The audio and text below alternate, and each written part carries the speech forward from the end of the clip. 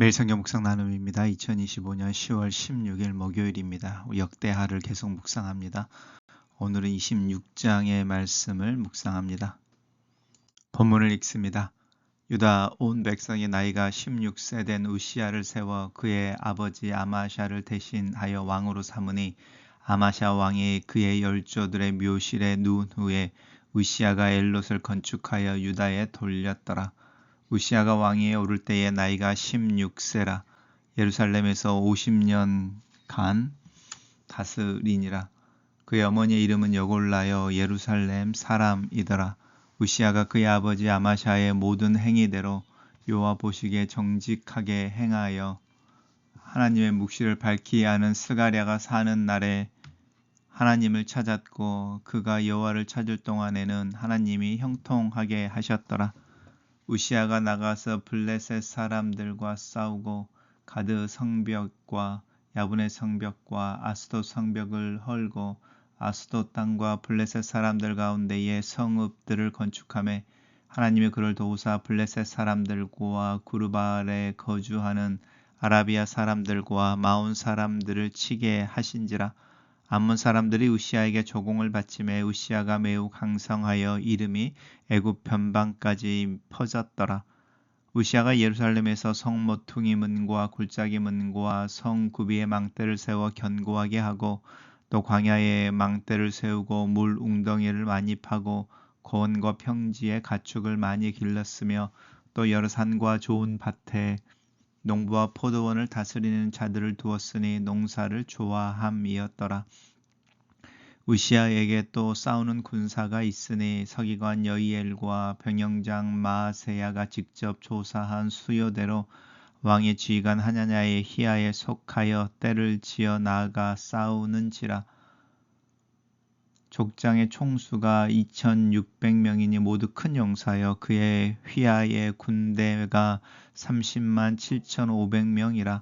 건장하고 싸움에 능하여 왕을 도와 적을 치는 자이며 우시야가 그의 온 군대를 위하여 방패와 창과 투구와 갑옷과 활과 물맷돌을 준비하고 또 예루살렘에서 재주 있는 사람들에게 무기를 고안하게 하여 망대와 성곽 위에 두어 화살과 큰 돌을 쏘고 던지게 하였으니 그의 이름이 멀리 퍼짐은 기이한 도움을 얻어 강성하여 짐이었더라.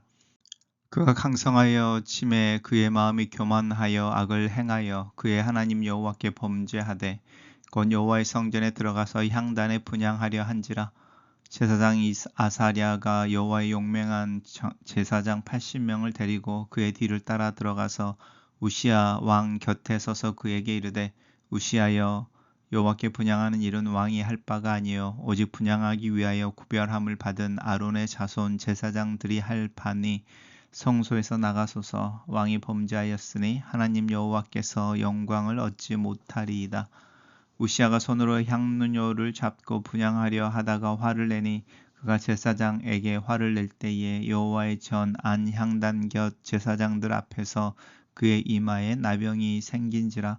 대제사장 아사랴와 모든 제사장이 왕의 이마에 나병이 생겼음을 보고 성전에서 급히 쫓아내고 여호와께서 치심으로 왕도 속히 나가니라. 우시야 왕이 죽는 날까지 나병 환자가 되었고 나병 환자가 되매 여호와의 전에서 끊어져 별궁에 살았으므로 그의 아들 요담이 왕궁을 관리하며 백성을 다스렸더라. 우시야의 남은 시종 행적은 아모스의 아들 스가랴 이사야가 기록하였더라. 우시야가 그의 조상들과 함께 누움에 그는 나병 환자라 하여 왕들의 묘실에 접한 땅 곧 그의 조상들의 곁에 장사하니라. 그의 아들 요담이 대신하여 왕이 되니라. 오늘은 우시야 왕에 대한 이야기입니다. 우리가 어제 묵상했던 부분들 속에서 아마샤 이야기가 있었습니다. 이 아마샤가 처음에는 이제 요아스처럼 이렇게 처음에는 신앙을 보이고 하나님의 말씀을 따라서 또 하나님을 가르치는 말씀을 가르치는 자들을 따라서 온전히 정직하게 행하다가 이제 하나님께서 전쟁에 승리를 주시고 또 형통하게 하는 가운데 아마샤의 마음이 이렇게 바뀌게 되어지는 부분이었습니다.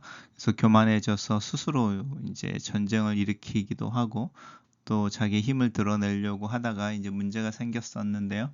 오늘의 본문 속에서는 이제 이 아마샤가 그렇게 죽고 돼서 이제 우시아 왕이, 그의 아들이 우시아가 왕이 되어집니다.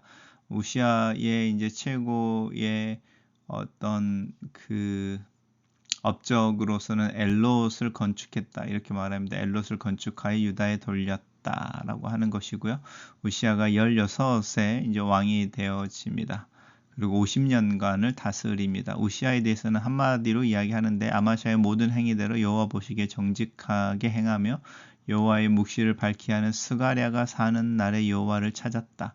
이 스가랴가 이제 우리가 어디서 기억이 나시나요? 그 아마샤 왕 바로 전에 이제 요아스죠. 요아스 왕을 이제 그 6년이나 7년 정도, 6년이 넘는 기간을 이제 성전에 숨겨주고 왕이 되게 했던 제사장이 있었습니다. 여호야다인데 이 요아스가 여호야다가 살아있는 동안에 하나님을 섬기다가 여호야다가 죽자 이제 하나님 말씀을 듣지 않는데 그럴 때 이 스가랴가 이제 이 요아스에 대해서 경책을 하는 부분을 우리 묵상한 적이 있었습니다.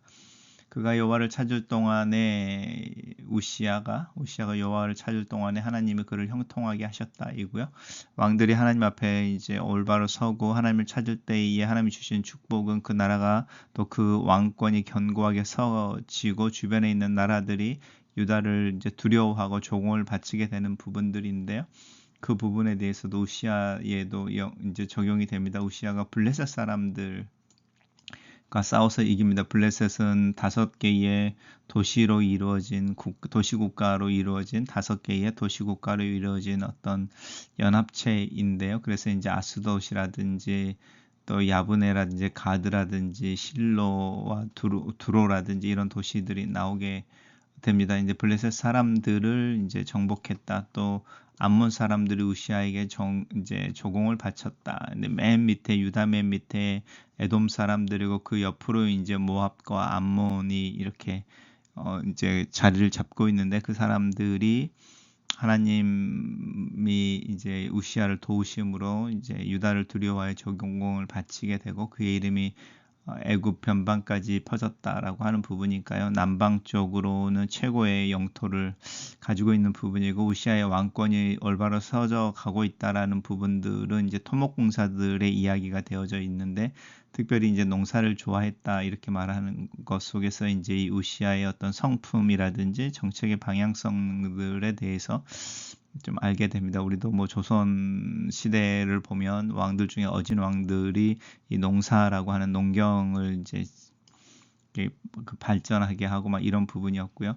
또 우시아의 특징 중에 하나가 이제 싸우는 군사들이 있었다. 그리고 이 사람들의 이제 숫자가 2,600명이 이제 리더들이고 전체로 합치면 30만 7,500명이고 이들에게 이제 무장을 한 거죠. 방패와 창과 투구와 갑옷과 활, 물돌매에서 무장한 이제 상비군의 형태로 군대가 조직이 되어져 있었던 것 같습니다. 그의 이름이 멀리 퍼지면 기이한 도우심을 얻어 강건하여 점이었다. 그러면서 이제 이 역대기 기자는 우시아가 이제 명성을 얻고 또 영향을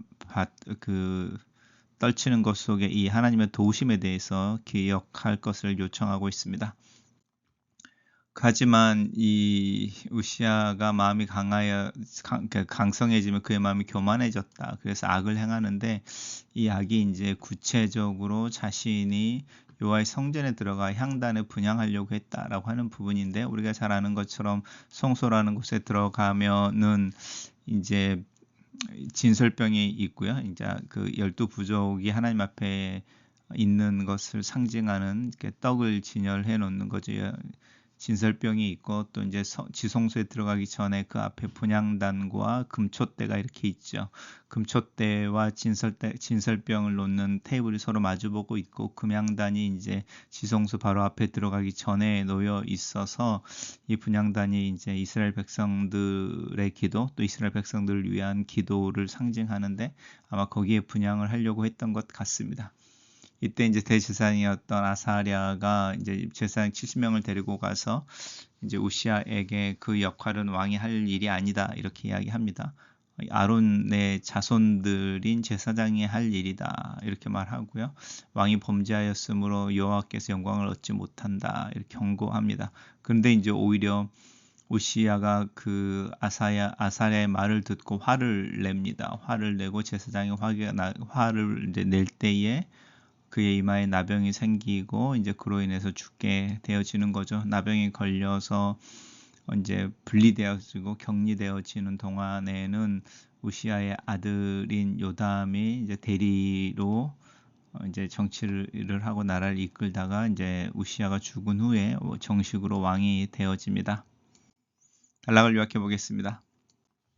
우시야는 그의 앞선 왕들처럼 처음에는 여호와께 순종하여 복을 받다가 교만하여져 결국 파면에 이르고 만다. 이렇게 정리해 봤습니다.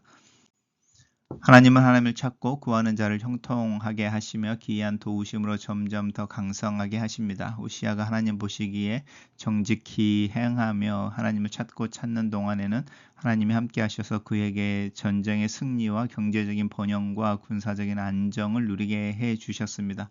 즉 하나님이 이스라엘의 진정한 왕이시며 그분께 은혜를 구하는 것이 하나님 백성의 진정한 살 길입니다. 오늘도 내 인생의 성공과 강성과 평안의 원천이신 하나님을 찾고 매 순간 그분의 얼굴을 구하며 하루를 살아갑시다. 하나님은 교만한 자를 대적하시는 하나님이십니다. 하나님은 우시야가 교만하여 제사장의 직무를 빼앗으려고 하자 문둥병으로 그와 대결하셔서 그의 왕권을 박탈하십니다.